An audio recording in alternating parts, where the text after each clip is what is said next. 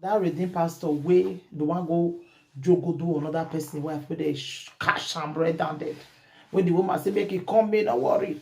As he reach there, when they go as Parada talk, he say everyone, hello. It's your one and only Lady J. If you have not subscribed, what are you waiting for? Go and subscribe and hit the notification bell so that if I post more video, you will be the first to be notified. If you have subscribed here before, thank you. God bless you. My people, una remember that pastor, that redeemed pastor way the one go jogo do another person wife wey dey cash and bread down there. When the woman say make e come in, no worry.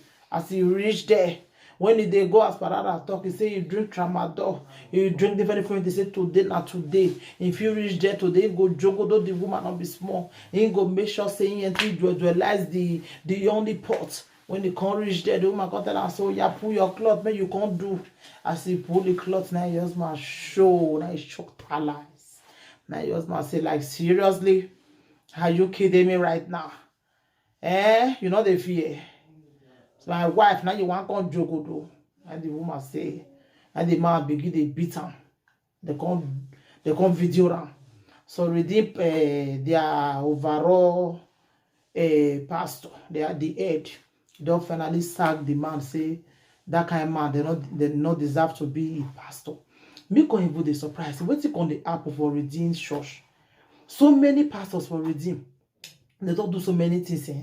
Even himself, the head, he's supposed to pray.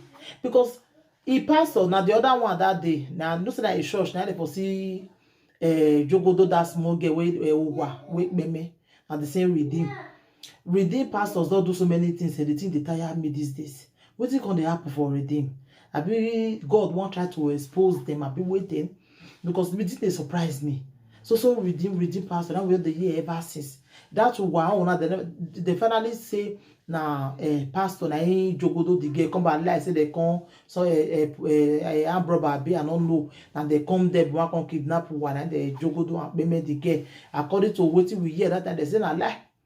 Say na the pastor na jogodo the girl and they see me so that make anybody don't know what happen. So we can see here. So redeemed pastor don't really understand what they happen to your church. So you try to pray for your church really. Because not be to sack the man. So many things are still, more things are still coming there. So you have to pray. So now I come the waka they go for Facebook. Now I see one video. This one but I say they be French people. The woman they say born. This one the husband you come cash on top of the man. He just the jogodo the guy.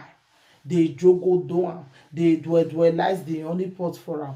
They he just climbed the man. The woman your own are the highest too. So does it mean say you know they climb your husband like that? He just climbed the man. He they jogodo the man. He they dualize the man. He they do vaga the man. I just myself you open door. Come cash him. I just my cash him right down there.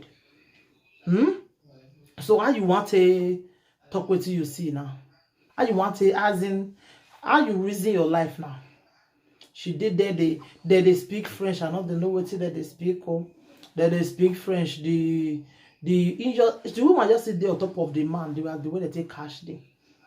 If you need the video, you can private chat me and we send them for una fast. My people. Waiting on the apple now, me myself. I don't understand. A married woman go the one see jogodo for her side. Wait till they enter now. Wait till they play for now. We be seen a married, as in married woman. Now go come see the jogodo another man. If marriage retire you not by force. Now by force my people to marry. Must you marry?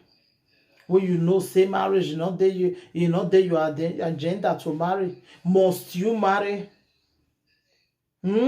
Must you? We be say if you don't marry finish, you go the one jogo do another person for outside. How many they don't cash for only this year? How many? And this is not only Nigeria, I don't know say even French people, different country. Now wetin they come they do now? Begin the jogo do another man. Your husband walk his stick, he don't encourage you. You can't say now another man. Now you want to see the jogo do. Now wow, my people. Now why for why I road do wetin come the apple now? Only God. Now you know. Only God now you know. This word is coming to an end though. Me myself, I don't know. Wetin come the apple? Wetin they play, my people? Wetin they play? Eh? Wetin they play? Wey be say so many things don dey happen now. So many things.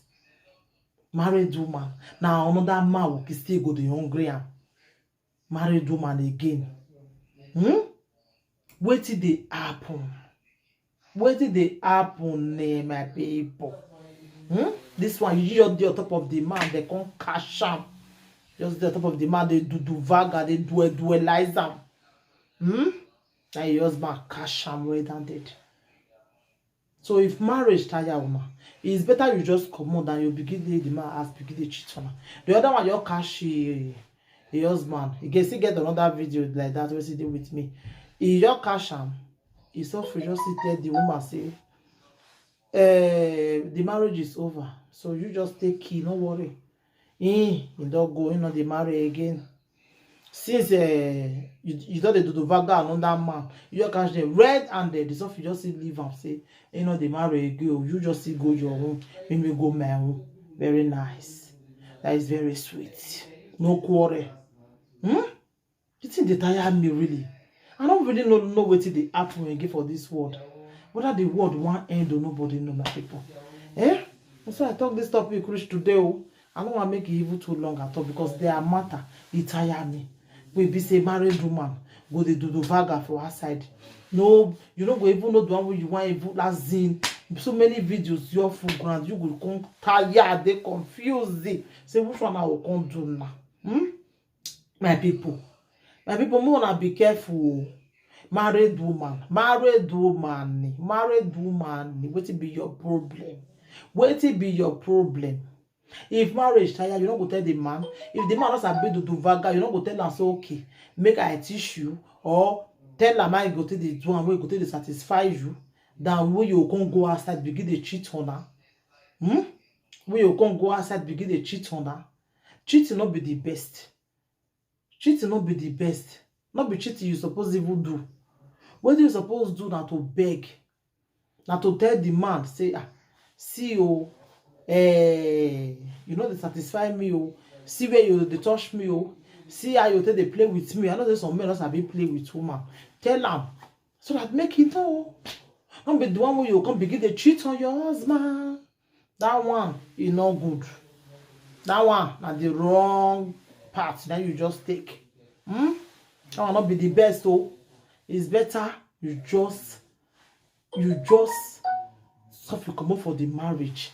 Because if woman cheat, na bad past man. Men they not get our better our not the possible. If you don't marry, you don't marry. If you don't marry again, just tell the man. Everybody share garri. Everybody go in your separate way. Then when you come begin to cheat on the man, it's not good. It's not good. May we try, may we stop all those things, really. May we try, may we stop them. A woman go to cheat on the husband. That's a very wrong thing. A very wrong path. Anybody will advise you, say, you will go do and say, if not like you. Because if you like your marriage, you don't go advise you. If the man at the cheating type, you say you don't feel better and again, leave am. Should be they make two of them together. When you they come this world, you know say you meet that kind of man. You don't know. As you come meet him, you say na cheater. You know if you change. Instead when you go there, he has begin to cheat on. You say you just leave him. Just leave him. Say I'm not the marry again. They more better than see you the cheat on my dear. It dey more better. Everybody go your share garri. Everybody go your go your separate way. It dey more better than say you can't deal with them. They cheat on her. They do vaga. They do anything you like for outside. They not good. It's not good at all. Now women make their advice now. It's not good. Try. May you make sure say you not cheat on your husband.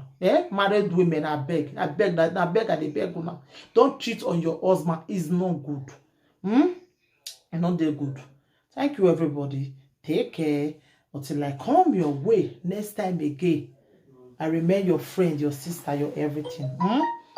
So if you never subscribe, go and subscribe and hit the notification bell. So that if I put more video, you go to be the first person we go to notify. Thank you, and thumbs up, and always share my video. And anything you think about this video, just leave your comment for the comment section. Bye, everybody.